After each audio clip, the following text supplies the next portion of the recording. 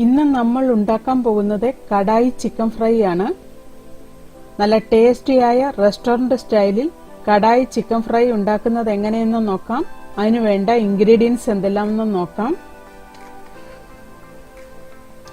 ഞാനിവിടെ എടുത്തിരിക്കുന്നത് 3/4 കിലോ ചിക്കനാണ്. അത് ഇതുപോലെ ചെറിയ കഷ്ണങ്ങളായിട്ട് കട്ട് ചെയ്ത് എടുത്തേക്കുന്നതാണ്. ഞാൻ ഒത്തിരി വലിപ്പത്തിലല്ല ഇത് കട്ട് ചെയ്ത് എടുത്തേക്കുന്നത്. അതിലേക്ക് വേണ്ട മസാലപ്പൊടികൾ എന്തെല്ലാമെന്ന് നോക്കാം. ഞാനിവിടെ എടുത്തിരിക്കുന്നത് 1 ടേബിൾ സ്പൂൺ കാശ്മീരി ചില്ലി എടുത്തിട്ടുണ്ട്, 1/4 ടേബിൾ സ്പൂണോളം ഗരം മസാല എടുത്തിട്ടുണ്ട്, 1 ടീസ്പൂൺ മഞ്ഞൾപ്പൊടി എടുത്തിട്ടുണ്ട്, 2 ടീസ്പൂൺ മല്ലിപ്പൊടി എടുത്തിട്ടുണ്ട്, 1 ടീസ്പൂൺ ഗാർലിക് പൗഡർ എടുത്തിട്ടുണ്ട്. നമുക്ക് ആദ്യമേ ഈ ചിക്കനിൽ ഈ മസാലയെല്ലാം നന്നായിട്ട് പുരട്ടി വെക്കണം. അതിനുവേണ്ടി നമുക്ക് ചിക്കൻ എടുക്കാം. അതിലേക്ക് നമുക്ക് ആവശ്യത്തിന് ഉപ്പ് ചേർത്ത് കൊടുക്കാം. അതിലേക്ക് നമ്മൾ എടുത്തു വെച്ചിരിക്കുന്ന മസാലപ്പൊടികൾ എല്ലാം കൂടെ ഇട്ട് കൊടുക്കാം. അതിനുശേഷം അതിലേക്ക് നമുക്ക് ഒരു 2 ടേബിൾ സ്പൂൺ തൈരും കൂടെ ചേർത്ത് ഇത് നന്നായിട്ട് മിക്സ് ചെയ്ത് 1 മണിക്കൂർ നമുക്കിത് റെസ്റ്റ് ചെയ്യാൻ വെക്കാം. ഈ തൈര് ചേർക്കുന്നത് ചിക്കൻ സോഫ്റ്റ് ആകാൻ വേണ്ടിയാണ്. ഇതെല്ലാം കൂടെ ചേർത്തിട്ട് നന്നായിട്ടൊന്ന് മിക്സ് ചെയ്യാം.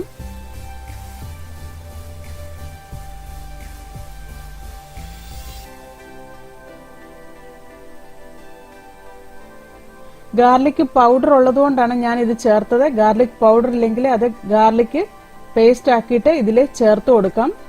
ഇതെല്ലാം കൂടെ ചേർത്തിട്ട് നമുക്ക് ഇത് 1 മണിക്കൂറോളം റെസ്റ്റ് ചെയ്യാൻ വയ്ക്കാം. അതിനുശേഷം വേണം നമുക്കിത് ഫ്രൈ ചെയ്ത് എടുക്കാനായിട്ട്.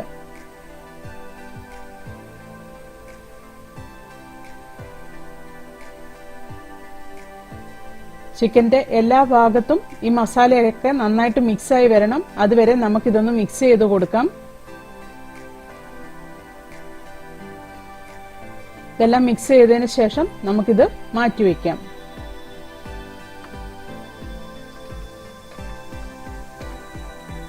നമ്മുടെ ചിക്കൻ മസാല പുരട്ടി വെച്ചിട്ട് 1 മണിക്കൂർ കഴിഞ്ഞു. നമുക്കിനിയും അതൊന്ന് ഫ്രൈ ചെയ്ത് എടുക്കാം. അതിനുവേണ്ടി ഒരു പാത്രത്തിലേക്ക് ചിക്കൻ ഫ്രൈ ചെയ്യാൻ ആവശ്യത്തിനുള്ള എണ്ണ ഒഴിച്ചു കൊടുക്കാം. ഒരു 4-5 ടേബിൾ സ്പൂണോളം എണ്ണ ഒഴിച്ചു കൊടുക്കണം. കൂടുതൽ വേണ്ട. ഇത് ഷാലോ ഫ്രൈ ചെയ്യുന്ന പോലെയാണ് ഫ്രൈ ചെയ്ത് എടുക്കുന്നത്. അതുകൊണ്ട് ഒരു 5-6 ടേബിൾ സ്പൂണോളം എണ്ണ ഒഴിച്ചു കൊടുത്താൽ മതി.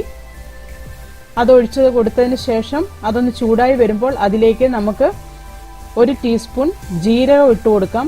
ചെറിയ ജീരകമാണ് ഇട്ട് കൊടുത്തേക്കുന്നത്. അതൊന്ന് പൊട്ടി വരുമ്പോൾ അതിലേക്ക് നമുക്ക് 3 വറ്റൽമുളക് ഇട്ട് കൊടുക്കാം.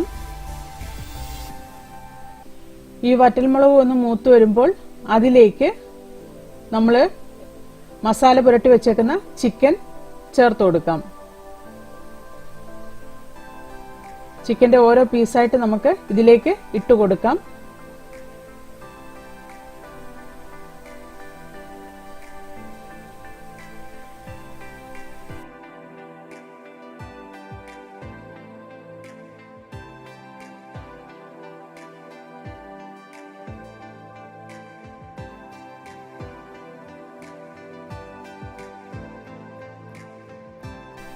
രണ്ട് 3 മിനിറ്റ് ഇതുപോലെ തന്നെ വെച്ചതിന് ശേഷം വേണം നമ്മൾ ഇതൊന്ന് തിരിച്ചിട്ട് കൊടുക്കാനായിട്ട്.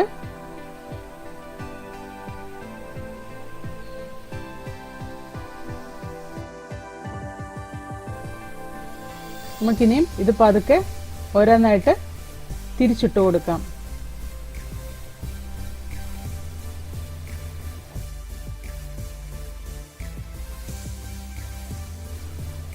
ചിക്കൻ ഈ എണ്ണയിൽ കിടന്ന് വേകുന്നതായതുകൊണ്ട് നമുക്ക് ലോ ടു മീഡിയം ഫ്ലെയിമിൽ വെച്ച് വേണം ഇത് ഫ്രൈ ചെയ്ത് എടുക്കാനായിട്ട്.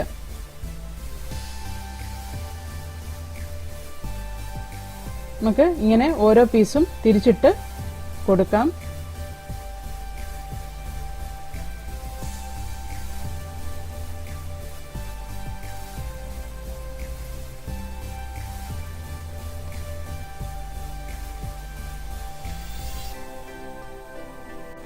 നമുക്ക് വീണ്ടും ഇത് ഒന്നുകൂടെ തിരിച്ചിട്ട് കൊടുക്കാം.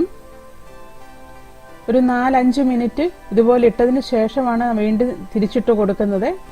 കുറഞ്ഞ തീയിലാണ് കിടക്കുന്നത്, അതുകൊണ്ട് അടിക്കൊന്നും പിടിക്കാതെ ഇതുപോലെ ഇടയ്ക്കിടയ്ക്ക് തിരിച്ചിട്ട് കൊടുക്കണം. ഇതെല്ലാം വീണ്ടും നന്നായിട്ടൊന്ന് ഇളക്കി കൊടുത്തതിന് ശേഷം നമുക്കിതൊന്ന് അടച്ചു വെച്ച് ഒരു 10 മുതൽ 15 മിനിറ്റ് വരെ നമുക്ക് ആദ്യമേ ഒന്ന് അടച്ചു വെച്ചു അത് വേവിച്ചെടുക്കാം. നമ്മൾ ഇതില് വെള്ളമൊന്നും ഒഴിച്ചു കൊടുക്കണ്ട. നമ്മൾ നേരത്തെ മസാല പുരട്ടി വെച്ചപ്പോൾ തൈര് ചേർത്തതും ചിക്കനിൽ നിന്ന് ഇറങ്ങി വരുന്ന വെള്ളവും അതിൽ നിന്നും വേണം നമുക്ക് ഈ ചിക്കൻ വേവിച്ചെടുക്കാനായിട്ട്. നമുക്കിത് ലോ ഫ്ലെയിമിലേക്ക് ആക്കിയതിന് ശേഷം നമുക്കിത് അടച്ചു വെച്ച് ഒരു 10 മുതൽ 15 മിനിറ്റ് വരെ നമുക്കിതൊന്ന് വേവിച്ചെടുക്കാം.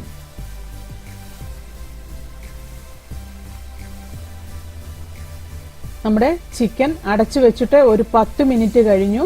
നമുക്കിത് ഒന്ന് ഇളക്കി കൊടുത്തു നോക്കാം.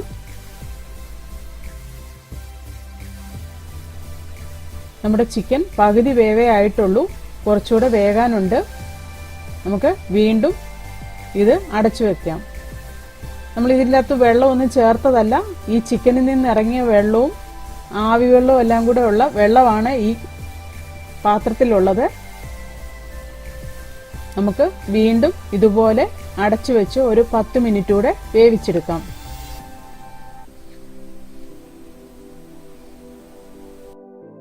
നമ്മുടെ ചിക്കൻ അടച്ചു വെച്ച് വേവിച്ചിട്ട് 10 മിനിറ്റ് കഴിഞ്ഞു. അതിന് നന്നായിട്ടൊന്ന് ഇളക്കി യോജിപ്പിക്കാം.